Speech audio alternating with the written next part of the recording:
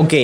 So ഇന്ന് ഞാനിവിടെ പറയാൻ പോകുന്നത് വെച്ച് കഴിഞ്ഞാൽ എൻ്റെ പ്രഡിക്ഷനാണ്. ഞാനൊരു ആർ സി ബി ഫാനാണ്. അത് ഞാൻ തുടക്കത്തിൽ തന്നെ പറയട്ടെ. അപ്പോൾ ആർ സി ബി ഫാൻ ആയതുകൊണ്ടല്ല, പക്ഷേ എനിക്ക് ഇപ്രാവശ്യം വലിയ ഒരു ആദ്യമേ ജാമ്യമൊന്നും എടുത്തതല്ല, പക്ഷേ എന്നിരുന്നാൽ കൂടെ ഈ വർഷത്തെ ആർ സി ബി സ്ക്വാഡ് എന്ന് പറയുന്നത് വളരെ നല്ലൊരു ബാലൻസിങ് സ്ക്വാഡായിട്ടാണ് എനിക്ക് ഫീൽ ചെയ്തിട്ടുള്ളത്.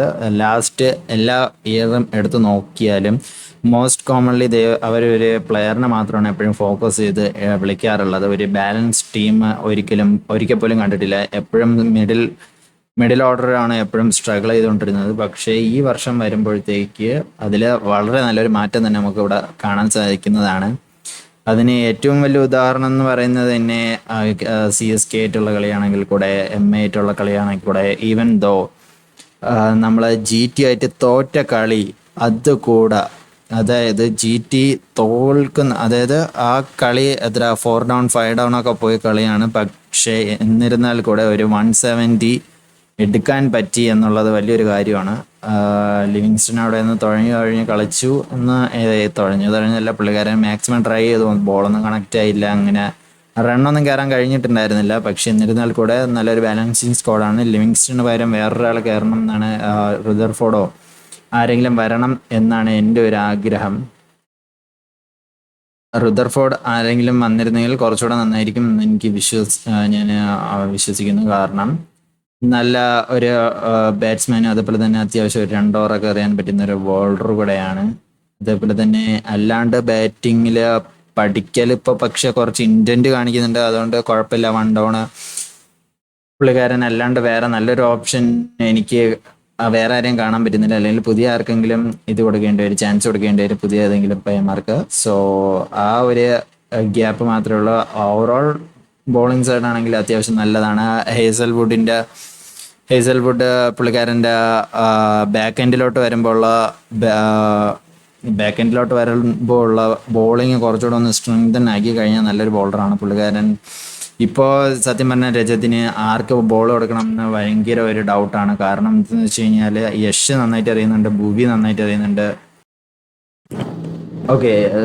പക്ഷേ ഇപ്പോഴത്തെ ആർ സി ബിയുടെ ഒരു പ്രശ്നം എന്ന് പറയുന്നത് ആ ഒരു എന്താ പറയുക, back end of the innings എത്തുമ്പോൾ ഉള്ള പ്രശ്നമാണ്. ഹേസൽവുഡിനെ ഓപ്പൺ ഫസ്റ്റ് 6 ഓവറിൽ എറിയിക്കാൻ കുറച്ച് പാടുപെടുന്നുണ്ട്. കാരണം എന്താ വെച്ച് കഴിഞ്ഞാൽ ഫസ്റ്റ് ഓവർ എന്തായാലും ഭൂവി തന്നെ അറിയും, കാരണം നല്ല സ്വിംഗ് ബോളറാണ്. സെക്കൻഡ് ഓവർ ഒരു ഡിബേറ്റബിൾ ആണ്. വേണമെങ്കിൽ ഹേസൽവുഡിന് കൊടുക്കാം, വേണമെങ്കിൽ യഷിന് കൊടുക്കാം. ഹേസൽവുഡിന് പകരം യഷിന് കൊടുക്കുന്നത് എന്തെന്ന് വെച്ച് കഴിഞ്ഞാൽ ലെഫ്റ്റ് ആം സീമർ ആയതുകൊണ്ട് തന്നെ അതിൻ്റെ ഒരു അഡ്വാൻറ്റേജ് ഉണ്ട്. പക്ഷേ എന്നിരുന്നാൽ കൂടെ എൻ്റെ ഒരു അഭിപ്രായത്തിൽ ഹേസൽവുഡിന് തന്നെ കൊടുക്കണം എന്നാണ് എൻ്റെ ഒരു അഭിപ്രായം. എന്നിട്ട് 4th ഓവർ വേണമെങ്കിൽ യഷ് ദയാലിന് കൊടുക്കാം.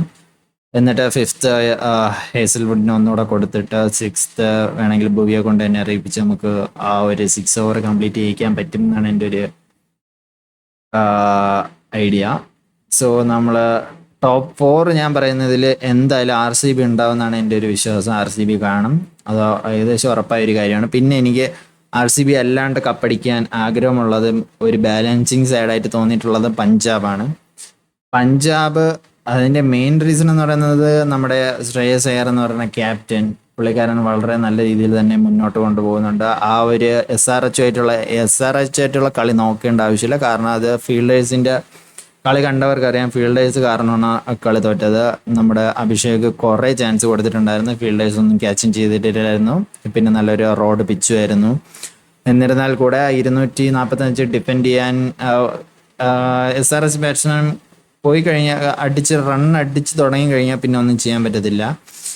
അപ്പോൾ ഇവർ കുറേ ചാൻസ് തരുന്നതാണ്, പക്ഷേ ചാൻസ് ക്യാച്ചിങ് ചെയ്യുക എന്നുള്ളത് നമ്മുടെ ഫീൽഡേഴ്സിൻ്റെ കടമയാണ്. അത് കാരണം മാത്രമാണ് നമ്മുടെ ആ കളി തോക്കാനുണ്ടായ സാഹചര്യം. പിന്നെ അത് കഴിഞ്ഞിട്ട് ആറാറുമായിട്ട് ഒരു 50 റൺസിന് തോറ്റു. അതെന്ന് പറയുന്നത് ഫസ്റ്റ് എന്താ പറയാൻ, എല്ലാവരും തുരിതുര ഔട്ടായി. ജോഫ്ര ആർച്ചർ നന്നായിട്ട് അങ്ങ് എറിഞ്ഞിട്ട് കളഞ്ഞു. ഫസ്റ്റ് ഓവറിൽ തന്നെ 2 വിക്കറ്റ് കംബാക്ക് ഇതായിരുന്നു. അതിനുശേഷം പിന്നെ വലിയൊരു ഇൻറ്റൻറ്റ് നല്ല ആരെയൊന്നും കണ്ടിട്ടില്ല. മാക്സ്വെല്ലാണ് സത്യം പറഞ്ഞാൽ ഈ ടീമിലെ ആകെപ്പാടുള്ള ഒരു നെഗറ്റീവ് ആളെന്ന് പറയുന്നത്. പുള്ളിക്കാരൻ ബാറ്റിങ് ഭയങ്കര തോൽവിയാണ്. പുള്ളിക്കാരൻ വേണമെങ്കിൽ എന്തെങ്കിലും ബോളിംഗ് ആയിട്ട് ഇപ്പോൾ ശ്രേയസിന് ഒരു ബോളറാണ് ആവശ്യമെങ്കിൽ പുള്ളിക്കാരൻ ബോളറാക്കി മാക്സ്വെലിനെ ഇടാം. പക്ഷേ ഒരു ബാറ്റ്സ്മാൻ വേണം, 4 ഡൗൺ ഇറങ്ങാൻ ഒരു ബാറ്റ്സ്മാൻ എന്തായാലും വേണം. 4 ഡൗൺ അതാണ് ഇപ്പോൾ ഒരു പ്രശ്നമായിട്ടിരിക്കുന്നത്. 4 ഡൗൺ എനിക്ക് തോന്നുന്നു കഴിഞ്ഞ കളിയുന്ന നമ്മുടെ ഇവനെ എടുത്തു കഴിഞ്ഞാൽ നല്ലൊരു നമ്മുടെ ജോഷ് ഇംഗ്ലീഷ് ഓക്കെയാണ്. ജോഷ് ഇംഗ്ലീഷിനെ എടുത്ത് അതേപോലെ തന്നെ ജോഷ് ഇംഗ്ലീഷ് നല്ല പ്ലെയറാണ്. അതേപോലെ തന്നെ ജോഷ് ഇംഗ്ലീഷ് അല്ലെങ്കിൽ സ്റ്റോയിൻസ് മാക്സ്വെലിന് പകരം മാക്സ്വെൽ ബെഞ്ചിൽ ഇരിക്കട്ടെ. പുള്ളിക്കാരൻ്റെ ലാസ്റ്റ് ഇയർ ആണ് ഇതെന്നാണ് എൻ്റെ ഒരു വിശ്വാസം. കാരണം പുള്ളിക്കാരൻ ഒരു നല്ലൊരു കാഴ്ചവെപ്പ് കാണിച്ചിട്ടില്ല ഇതുവരെ. പിന്നെ അല്ലാണ്ട് ചാൻസ് കൊടുക്കാം. ബാക്കി എല്ലാവരും ഓക്കെയാണ്. ശശാങ്ക് നമുക്ക് എല്ലാവർക്കും അറിയാവുന്നതാണ്. പിന്നെ അല്ലാണ്ട് വേറെ മാറ്റങ്ങളൊന്നും വരുത്തേണ്ട ആവശ്യമില്ല. ലോക്കി ഫെർഗൂസൺ ആണ് ഇപ്പോൾ ഉള്ള ഒരു ക്വസ്റ്റ്യൻ മാർക്ക്. പുള്ളിക്കാരൻ ബാക്ക് ടു ഫിറ്റായിട്ട് വരികയാണെങ്കിൽ കുഴപ്പമില്ല. ഇല്ലെങ്കിൽ ആരോൺ ഹാർഡിക്ക് തന്നെ പോയിട്ട് വരും, അല്ലെങ്കിൽ സേവിയർ ബാർലറ്റ്. പുള്ളിക്കാരൻ നല്ല ബൗളറാണ്. നമ്മൾ ഇതിലൊക്കെ ബിഗ് ബാഷിലൊക്കെ നല്ല രീതിയിൽ പെർഫോം ചെയ്യുന്ന ഒരു പുള്ളിയാണ്. അപ്പോൾ അതും ഓക്കെയാണ്. പഞ്ചാബിൻ്റെ സ്ക്വാഡ് കുറച്ച് നല്ലൊരു സ്ക്വാഡാണ്, ബാറ്റിംഗ് ഡെപ്ത് ഉള്ള സ്ക്വാഡാണ്. അതേപോലെ ബോളേഴ്സ് യാൻസനും അർഷദീപും വളരെ നന്നായിട്ട് ബോളർ ചെയ്യുന്നതാണ്. യാൻസന് ഫസ്റ്റ് 4 ഓവേഴ്സിൽ മാജിക്ക് കാണിക്കാൻ പറ്റും എന്നാണ് എൻ്റെ ഒരു വിശ്വാസം.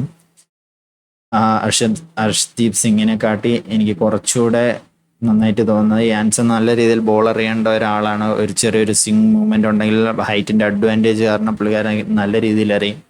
ബാക്ക് എൻഡ് വരികയാണെങ്കിൽ അർഷദീപിനെ പൊട്ടിക്കാനായിട്ട് വേറെ ആരും ഈ വർഷത്തിൽ ഉണ്ടെന്ന് തോന്നുന്നില്ല. ബുംറ ഉണ്ടോ? Of course. അതല്ലാണ്ട് വേറെ ഒരു നല്ലൊരു ബോളർ എനിക്ക് പെട്ടെന്ന് ഓർമ്മ വരുന്നില്ല. അത് കഴിഞ്ഞിട്ട് ഇതാണ് എൻ്റെ ടോപ്പ് 2 കണ്ടൻറ്റേഴ്സ്. അതിനുശേഷം ഞാൻ പ്രഡിക്റ്റ് ചെയ്യുന്നത് ഒബ്വിയസ്ലി DC. എല്ലാവർക്കും അറിയാം DC എന്തായാലും കയറുമെന്ന്. കാരണം DC പൊക്കോണ്ടിരിക്കുന്നത്, DCക്ക് ഭയങ്കര ഒരു ഫോർച്യൂൺ തന്നെ വന്നിട്ടുണ്ട്. അത് നമുക്ക് ഫസ്റ്റ് കളിയിൽ നിന്ന് കണ്ടാൽ മനസ്സിലാവും. ഫസ്റ്റ് കളി തോറ്റ കളി അങ്ങനെ ഒന്ന് ജയിക്കണമെങ്കിൽ that something big. Also there was some moment അവർ പിന്നെയും തോക്കാൻ വേണ്ടി പോയി. പക്ഷേ എന്നിട്ടും അവരെ തോപ്പിക്കാൻ പറ്റിയില്ല.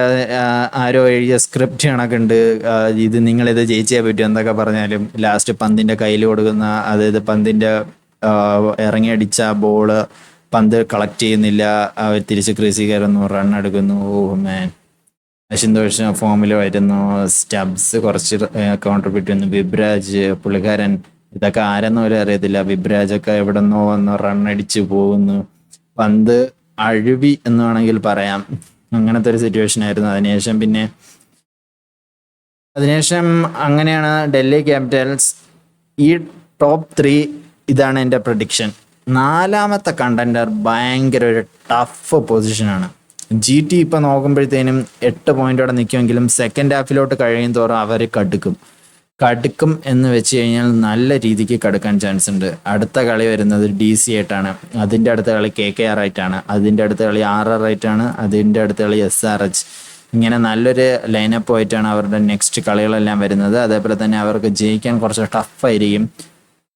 അതുകൊണ്ട് GT എനിക്കൊരു ഡൗട്ട്ഫുൾ. അതേപോലെ തന്നെ ഫോർത്ത് പൊസിഷനിൽ വരുന്ന ആരായിരിക്കും എന്ന് എനിക്ക് ഭയങ്കര ഡൗട്ടുള്ള ഒരു കളിയാണ്. ഭയങ്കര ഒരു ടഫ് കോമ്പറ്റീഷനാണ്. കാരണം അവിടെ LSG ഉണ്ട്, GT ഉണ്ട്, KKR മേ ബി വരാം.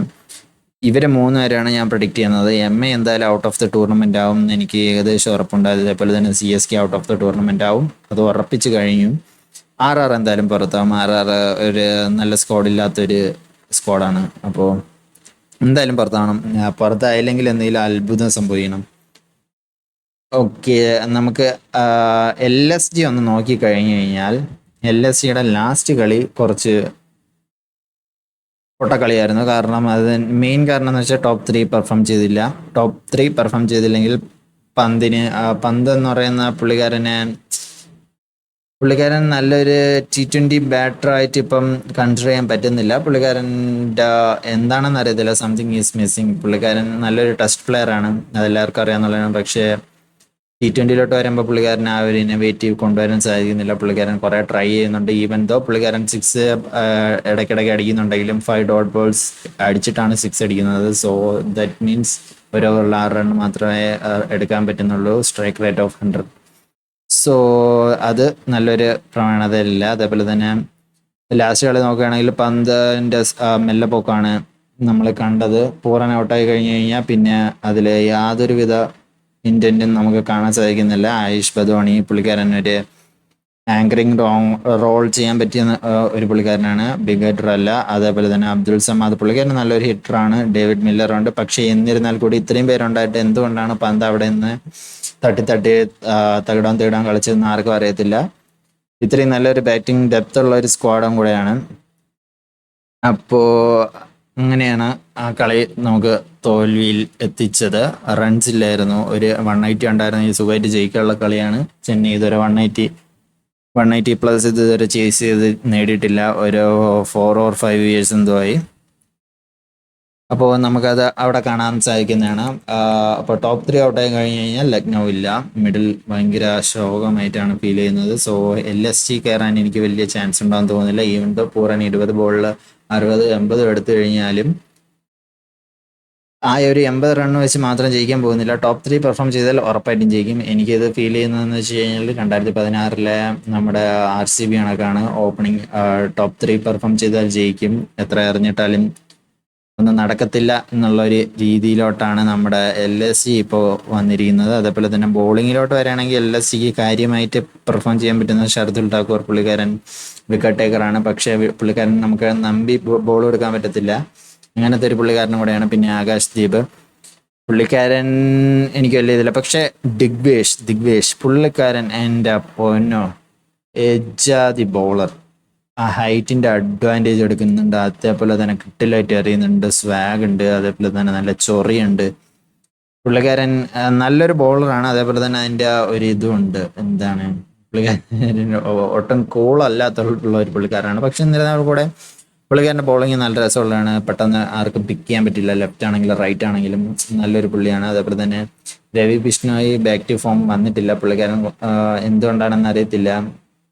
നമ്മുടെ ദിഗ്വേഷ് നല്ല രീതിക്ക് ഹൈറ്റ് അഡ്വാൻറ്റേജ് എടുക്കുന്നുള്ള ഒരു പുള്ളിക്കാരനാണ്. നന്നായിട്ട് എറിയുന്നുണ്ട്. പിന്നെ അതല്ലാണ്ട് നമുക്ക് വേറെ ടീം എന്ന് പറയുന്നത് LSGയും GT ഓക്കേഷ് ടീമാണ്. എന്നിരുന്നാൽ കൂടെ ടോപ്പ് 3 ഇവിടത്തെ പ്രശ്നം ടോപ്പ് 3 അതായത് ഇവര് ഔട്ടായി കഴിഞ്ഞാൽ സായി സുദർശൻ വളരെ നന്നായിട്ട് ബാറ്റ് ചെയ്യുന്നുണ്ട്. ഗില്ല് നമുക്കറിയാം പോയ നല്ല രീതിയിൽ ബാറ്റ് ചെയ്യുന്നുണ്ട്. ഇവരുടെ ഒരു left and right hand combination ഭയങ്കര ഒരു അഡ്വാൻറ്റേജ് ആണ്. അതേപോലെ തന്നെ 10 ഓവറിൽ ഈവൻ ദോ ഹാർഡ് ഹിറ്റേഴ്സ് അല്ലെങ്കിൽ പോലും ഇവർക്ക് 100 റൺ എടുക്കാൻ പറ്റുന്നുണ്ട്. ഓവർ 10 റൺ റേറ്റിൽ അവർക്ക് 100 റൺസ് എടുക്കാൻ പറ്റുന്നുണ്ട്. രണ്ടുപേരും വലിയ ഹാർഡ് ഹിറ്റർ ഒന്നുമല്ല. പക്ഷെ എന്നിരുന്നാൽ കൂടെ അവർക്ക് ആ ഒരു റൺസ് ഈസിയായിട്ട് റൺ എടുക്കാൻ പറ്റുന്നുണ്ട്. പക്ഷെ 1 ഡൗണിലോട്ട് വരുമ്പോഴത്തേനും ജോസ് ബട്ടലിന് കുറച്ച് ബോൾസ് വേണം കീപ്പ് ഗോയിങ് ചെയ്യാൻ. ബട്ട് എന്നിരുന്നാൽ കൂടെ പുള്ളിക്കാരൻ ഫോം ആയി കഴിഞ്ഞാൽ പിന്നെ ആർക്കും ഒന്നും ചെയ്യാൻ പറ്റത്തില്ല. അങ്ങനത്തെ ഒരു പുള്ളിക്കാരൻ കൂടെയാണ്. പിന്നെ വരുന്നത് വാഷിംഗ്ടൺ സുന്ദറിനെയാണ് ഇറക്കുന്നത്. അതെന്തുകൊണ്ടാണെന്ന് എനിക്കറിയത്തില്ല. പിന്നെ വരുന്നത് നമ്മുടെ റുദർഫോർഡ് പുള്ളിക്കാരന് എനിക്ക് വലിയ ഇതില്ല. പുള്ളിക്കാരൻ ഒരു സ്കാം ആയിട്ടാണ് ഫീൽ ചെയ്യുന്നത്. അതായത് ഓഫ് സൈഡ് ബോൾ അടിക്കാൻ അറിയില്ലാത്ത ഒരു പുള്ളിക്കാരനാണ്. ഓഫ് സൈഡിൽ ഒരു ബോൾ ഇട്ട് കൊടുത്തു കഴിഞ്ഞാൽ പുള്ളിക്കാരനെ എങ്ങനെ ലെഗിൽ ബോൾ പറഞ്ഞാൽ പുള്ളിക്കാരൻ അടിക്കും. പക്ഷെ ഓഫിലാണെങ്കിൽ പുള്ളിക്കാരൻ അടിക്കാനേ പറ്റത്തില്ല. പക്ഷേ രാഹുൽ ത്രിപാഠി ഏകദേശം സെയിം ആണെങ്കിൽ കൂടെ പുള്ളിക്കാരൻ ഓഫ് സൈഡിൽ വരുന്ന ബോള് മാക്സിമം സ്വീപ്പ് ചെയ്ത് ലെഗിലോട്ട് അടിക്കാൻ വേണ്ടി ശ്രമിക്കും. സോ അതുകൊണ്ട് പുള്ളിക്കാരന് അങ്ങനെ ഒരു ടെക്നിക്കുണ്ട്. ഈവൻ ദോ ലെഗ് സൈഡാണ് പുള്ളിക്കാരൻ്റെ സ്ട്രോങ്ങസ്റ്റ് ഇതെങ്കിലും പുള്ളിക്കാരൻ ആ ബോൾ അവിടെ കൊണ്ടുവരാനുള്ള ശ്രമം കൊണ്ടുവരും. പക്ഷേ റുദർഫോർഡ് ഈവൻ ദോ ശ്രമിച്ചാലും അതൊരു ഡോട്ട് അങ്ങനെ എന്തെങ്കിലും കലാശിക്കത്തേ ഉള്ളൂ. പിന്നെ അത് കഴിഞ്ഞ് ഷാരൂഖ് ഖാൻ വളരെ നല്ല രീതിയിൽ ഇപ്പം ബാറ്റ് ചെയ്യുന്നുണ്ട്. പുള്ളിക്കാരന് വലിയ ചാൻസ് ഒന്നും ഇപ്പോൾ കിട്ടുന്നില്ല. അത് അത്യാവശ്യം ഓക്കെ ആയിട്ടുള്ളതാണ്. പക്ഷെ എന്നിരുന്നാൽ കൂടെ ഞാൻ പറയുന്നതെന്ന് വെച്ച് കഴിഞ്ഞാൽ GT എനിക്ക് അങ്ങോട്ട് കയറുമെന്ന് എനിക്കൊരു ഹോപ്പ് വരുന്നില്ല. ഒരു ബിഗ് റൺ ചേസ് ഒക്കെ ഉണ്ടെങ്കിൽ അവർക്ക് എങ്ങനെ അവരെടുക്കും എന്ന് എനിക്കറിയത്തില്ല. സോ അത് ഇതുവരെ അവർ ടെസ്റ്റ് ചെയ്തിട്ടില്ല. അവരെ ബോളേഴ്സ് അത്യാവശ്യം നല്ല രീതിയിൽ തന്നെ ബോളർ ചെയ്യുന്നുണ്ട്. അതുകൊണ്ട് തന്നെ എങ്ങനെ ഇപ്പൊ റഷീദ് ഖാൻ ഇതുവരെ ഫോമിലോട്ട് തിരിച്ചു വന്നില്ല. സിറാജ് അത്യാവശ്യം നല്ല രീതിയിൽ ഇറങ്ങുന്നുണ്ട്, പക്ഷെ ലാസ്റ്റ് കളി നല്ല രീതിയിൽ അടി വാങ്ങി. അർഷദ് ഖാൻ പുള്ളിക്കാരൻ നല്ല രീതിയിൽ കഴിഞ്ഞ കളിയിൽ എറിഞ്ഞു. പ്രസീദ് ഭയങ്കര കിട്ടിലായിട്ടുള്ള ഒരു കംബാക്ക് ആണ്. എനിക്ക് ഒട്ടും ഇഷ്ടമല്ലാത്ത ഒരു ക്രിക്കറ്ററോടെയാണ് പുള്ളിക്കാരന്റെ അഹങ്കാരം കാണുമ്പോഴത്തേനും 6 ബോൾ 6 സിക്സ് അടിക്കാൻ വേണ്ടി നിന്നു. പക്ഷെ എന്നിരുന്നാൽ കൂടെ പുള്ളിക്കാരൻ വളരെ നന്നായിട്ട് ഇപ്പോൾ ബോൾ എറിയുന്നുണ്ട്. അത് ജിറ്റിക്ക് ഗുണം ചെയ്യും. അതേപോലെ തന്നെ Washington Sundar back to form bowling നന്നായിട്ട് എറിയുന്നുണ്ട്. പിന്നെ നമുക്ക് ലാസ്റ്റത്തെ കളിയിൽ സായി കിഷോറിനെ അടിച്ചത് കണ്ടപ്പോൾ തന്നെ അത്യാവശ്യം ഒരു അടിച്ച് അങ്ങ് വിട്ടിട്ടുണ്ട് പൂറാൻ. അപ്പോൾ പുള്ളിക്കാരന് ചെറിയൊരു അഹങ്കാരം ഉള്ളതാണ് എനിക്ക് തോന്നിയായിരുന്നു. ഇപ്പം എന്തായാലും മാറി കിട്ടും. പുള്ളിക്കാരൻ സാധാരണ റണ്ണ് കൊടുക്കാത്ത ഭയങ്കര പിശുക്കിനായിട്ടുള്ള ഒരു പുള്ളിയാണ്.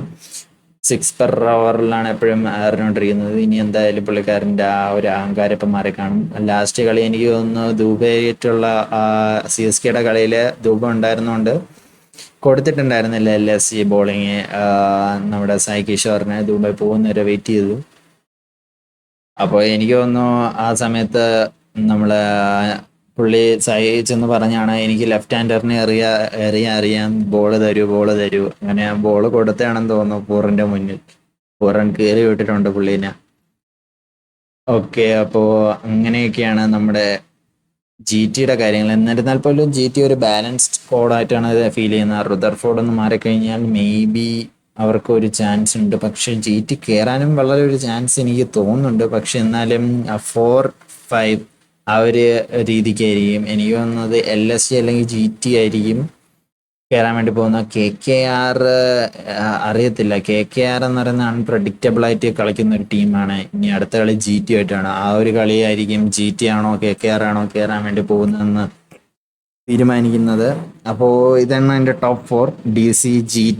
DC RCB പഞ്ചാബ്, ഇത് മൂന്നും എൻ്റെ ടോപ്പ് 3 വരുന്നതാണ്. ഇതിൽ എനിക്ക് കപ്പടിക്കാൻ ഫൈനലിൽ എനിക്ക് RCB കയറുമെന്ന് എനിക്കൊരു പ്രതീക്ഷയുണ്ട്. RCBയും പഞ്ചാബും ആയിരിക്കും ഫൈനൽ കളിക്കുന്നത്. പക്ഷേ ഫൈനലിൽ പഞ്ചാബ് ജയിക്കും എന്നാണ് എൻ്റെ ഒരു മനസ്സ് പറയുന്നത്. എന്തോ ഞാൻ ഒരു RCB ഫാനാണെങ്കിലും പഞ്ചാബ് ജയിക്കുമെന്ന് എനിക്ക് ഭയങ്കര ഒരു ഇത് വരുന്നുണ്ട്, ഒരു ഉൾവിളി. DC എനിക്ക് തോന്നുന്നു ഫസ്റ്റ് ക്വാളിഫയറും സെക്കൻഡ് ക്വാളിഫയറും തോറ്റ് പുറത്തു പോകുന്നതാണ് എൻ്റെ ഒരു വിശ്വാസം. നമുക്ക് എന്തായാലും നോക്കാം. ഇതാണ് എൻ്റെ പ്രൊഡിക്ഷൻ. ഞാൻ എന്തായാലും IPL മാച്ച് വിന്നർ ആയി കഴിഞ്ഞതിന് ശേഷം ഞാൻ ഇതിൻ്റെ ഒരു സെക്കൻഡ് പാർട്ട് വീഡിയോ ഇടുന്നതാണ്. എന്തുകൊണ്ട് എൻ്റെ പ്രൊഡിക്ഷൻ കറക്റ്റ് ആയോ ഇല്ലയോ എന്ന് നമുക്ക് അപ്പോൾ അനലൈസ് ചെയ്യാം.